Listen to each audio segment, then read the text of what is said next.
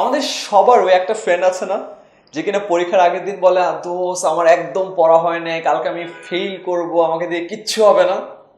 And then পরীক্ষায় 100-তে 90 পায়, CGPA 3.8 পায়, অ্যান্ড তারপরে আবার বলে দোস্ত আরো ভালো করতে পারতাম, আর একটু পড়া উচিত ছিল, এই সিজিপিএ দিয়ে কি হয়, আমাকে দিয়ে কিছু হবে না। রাইট? অ্যান্ড দেন আমাদের আরেক ধরনের কিন্তু ফ্রেন্ড আছে, যে পরীক্ষার আগের দিন মনের আনন্দে ঘুরে বেড়াচ্ছে, পরীক্ষায় 140 পেয়েও বেশ খুশি। চিন্তা করে দেখো, এক ফ্রেন্ড সে ভাবছে পরীক্ষা জিনিসটা অনেক কঠিন, পরীক্ষা এখন আসেও নাই কিন্তু তার কাছে পরীক্ষাটা অনেক কঠিন।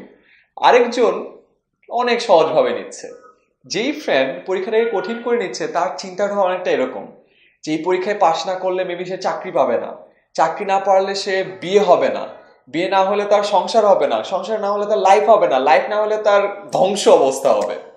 আরেকজন চিন্তা করছে একটা পরীক্ষায় তো আরেকটা অপরচুনিটি, লাইফে হাজারটা অপরচুনিটির মতো এই অপরচুনিটিটাও আসছে, মেবি সে আরেকটা অপরচুনিটি সামনেও পাবে, সে অনেক সহজভাবে নিচ্ছে। সেম পরীক্ষা, একজন অনেক কঠিন করে দেখছে, একজন অনেক সহজ করে দেখছে। পরীক্ষা কিন্তু এখনো আসেও নাই, তার আগেই এই অবস্থা। আমাদের লাইফটাও কিন্তু সেম একটা পরীক্ষার মতো। অনেকের দৃষ্টিভঙ্গির কারণে লাইফটাকে সে অনেক কঠিন ভাবে নেয়, যে লাইফ অনেক কঠিন, আমাকে দিয়ে কিছু হবে না, আমি ফেল করব।